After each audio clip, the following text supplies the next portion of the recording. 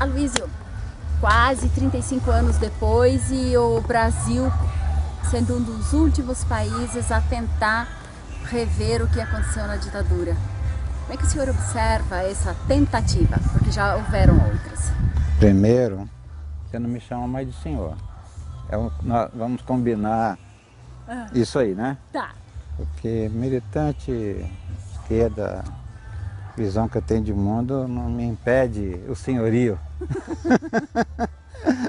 Bem, passado todos esses anos, né? A gente tem trabalhado muito em todos esses anos, lutado muito esses anos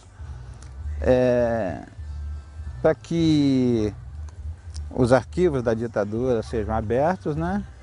E para que aqueles que sequestraram, torturaram e assassinaram os combatentes da resistência democrática digam onde foi que eles ocultaram os cadáveres, em que circunstâncias esses nossos 476 desaparecidos políticos que tem o Brasil, onde que eles estão enterrados, ocultados. Ou seja, a ocultação de... Eles alegam que a anistia, ela é mútua, né? Ela anistia todos, inclusive as ações conexas às ações políticas. Tudo bem, quem fez a anistia foi a ditadura, né? A ditadura foi que anistiou, o próprio criminoso é que baixou a anistia, né? Que foram os coronéis. Ele cometeu o crime e perdoou. E perdoou a si mesmo, não é?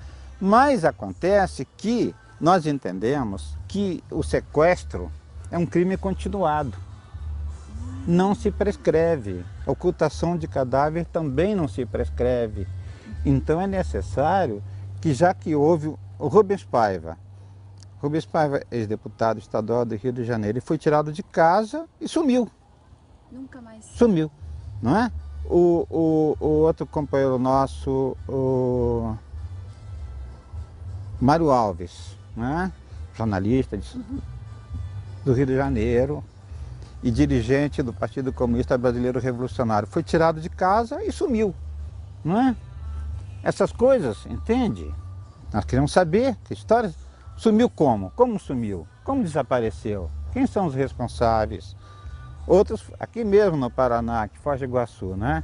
Nós tivemos o caso de 6 militantes de esquerda que foram atraídos para uma emboscada e foram assassinados e desapareceram. Aí eles dizem assim, mas acontece que nós não temos mais documentos e aquelas pessoas que participaram já morreram. Uma ova. Mais uma vez eles continuam mentindo. O senhor acredita que esses documentos existem e esses endereços, alguém sabe desses endereços? Claro que existem. Que endereços? Os endereços... Os locais? Dos locais claro, do enterro. Claro que sim, claro que sim. Aqui em Foz mesmo tem, né? Tem 2 pessoas que sabem onde foi que enterraram esses 6 companheiros no Parque Nacional. Eles estão aí impunes, não é?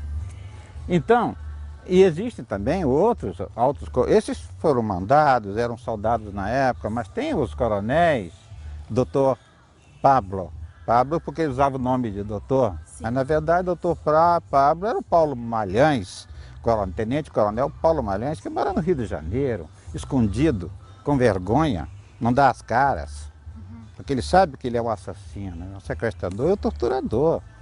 Ele era o homem da ditadura, o homem do general Médici e depois do general Geisel, encarregado da Operação Condor.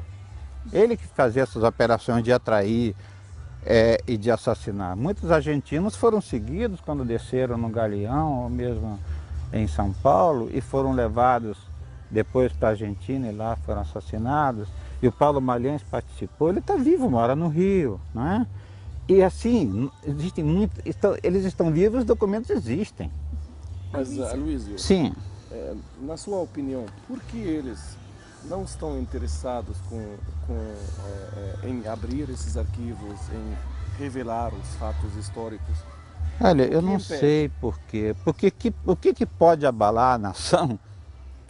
A nação, isso que eu não entendo. Em todos esses anos, sempre houve uma chantagem, né? Nós voltamos do exílio, Ah, não podem falar. Vamos com cuidado, vamos devagar, não é?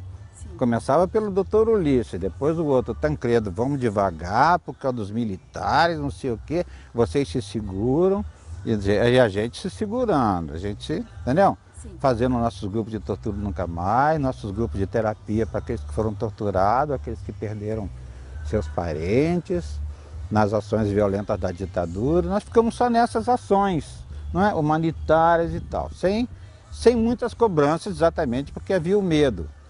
E 35 anos ainda existe essas coisas, tipo essa nota que o comando militar passou para o jornal O Globo na semana passada, sobre, né? Aquela nota. Medo de quê? O que pode abalar a nação? Dizer onde fulano foi enterrado. O que pode... Não abala a nação.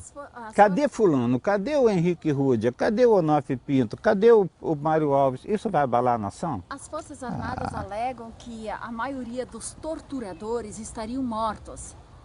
Eu provo que muitos deles estão vivos. E eu sou um dos que provo. Você acredita nisso? Não acredito, eu sei. Eu tenho nome, endereço. Que estão vivos? Sim.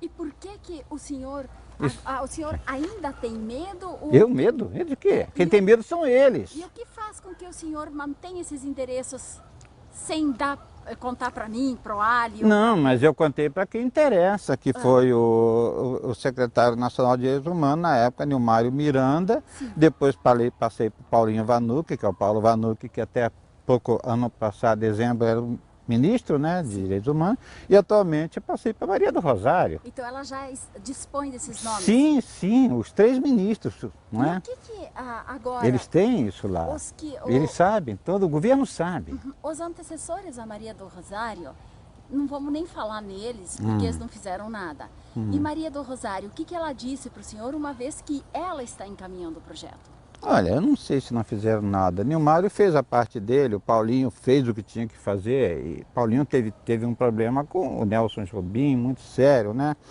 E impediu que ele avançasse. Mas a Maria do Rosário, eu acredito que ela vai pela via parlamentar. Ela já tem outra visão, não é? Ela não vai para o confronto com Jobim, nem com os militares, ela vai pela via parlamentar. E o senhor acredita que o parlamento brasileiro terá coragem de votar esse projeto, aprovar, criar uma comissão e fazer com que ele ande? Criar pode criar, mas andar é difícil. Só com a pressão, nossa pressão, com as nossas cobranças, não é? Mas para isso existe o Ministério Público. O Ministério Público está agindo. Você sabe que existe uma sentença da Organização dos Estados Americanos que obriga o Brasil, não é? O Estado brasileiro, a prestar conta dos desaparecidos de Araguaia. Então, o Ministério Público está cobrando e o governo vai ter que, né? Já instalou, inclusive, um braço da Polícia Federal em São Paulo para agir no caso dos desaparecidos, né? Já criou uma comissão interministerial para esse fim, ou seja, tudo foi armado. Falta agora a parte prática. Mas acontece que o governo está muito perdido em relação a essa questão, não é? Ele está perdido ou ele se faz de perdido? Não é assim. Veja bem, ano passado nós fizemos aqui, Paraná, Foz do Iguaçu, fizemos 3 expedições. Sim. De busca de desaparecidos políticos. Sim. E quem fez... o senhor tem um livro onde enterraram nossos mortos. Isso foi depois. Que faz esse apanhado, essa retrospectiva. Não, foi ano passado. Sim. Ano passado nós fizemos 3 expedições com participação direta do Ministério, da Secretaria Nacional de Direitos Humanos, com recursos de dotação orçamentária da Secretaria Nacional de Direitos Humanos, com apoio do IBAMA, com participação da Itaipu Nacional. Quer dizer que o governo se interessa, sim. Se interessa? Sim, se interessa porque eu estava junto, eu participei, eu que planejei, nós não encontramos ainda, mas nós vamos conseguir insistindo. Então eu vejo que há um setor do governo, que são setores, né? Um governo não é uma coisa homogênea, há um setor do governo interessado nessa busca.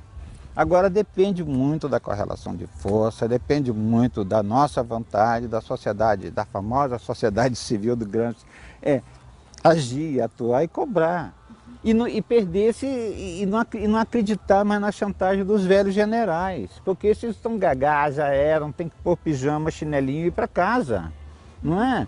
Porque o exército brasileiro não pode permitir que um ato insano acontecido na década de 70 e 70 de alguns militares, macule as Forças Armadas. O uniforme do Exército Brasileiro está manchado de sangue, não é, de pessoas, de brasileiros patriotas que foram sequestrados e assassinados na tortura. O senhor acredita que até que não se coloque, não se tire esse esqueleto do armário, essa mancha, essa mácula no Exército Brasileiro, ela vai continuar? Vai continuar. E eu acredito que a maioria do Exército Brasileiro não vai permitir que isso aconteça. Porque o que aconteceu com Stuart? Poxa, Stuart estava na base do Galeão, não era porão da ditadura. Esse negócio de porão da ditadura é a conversa deles. As coisas aconteciam dentro dos quartéis, não era em porão. Aqui no batalhão, era ali no batalhão. Isso. A Isabel Favre foi torturada e abortou ali no batalhão. Foi ali. Foi torturado. Eu fui torturado ali. Isabel perdeu a criança de 5 meses porque puseram ela com os pés numa bacia de água e aplicaram o choque elétrico na vagina da Isabel Favre. Ela agora está em Pernambuco, é professora da Universidade de Pernambuco. Então aconteceu ali. O Stuart foi torturado no Galeão, lá na base aérea do Galeão. Amarraram ele num jipe, no escapamento do jipe, arrastaram pelo quartel e ali ele morreu. O filho Zuzu Ângela. Então, esses casos assim, o Brasil precisa saber como aconteceram esses casos e onde essas pessoas foram enterradas, ocultadas, na verdade ocultadas, né? Enquanto isso não acontecer, vai ficar essa situação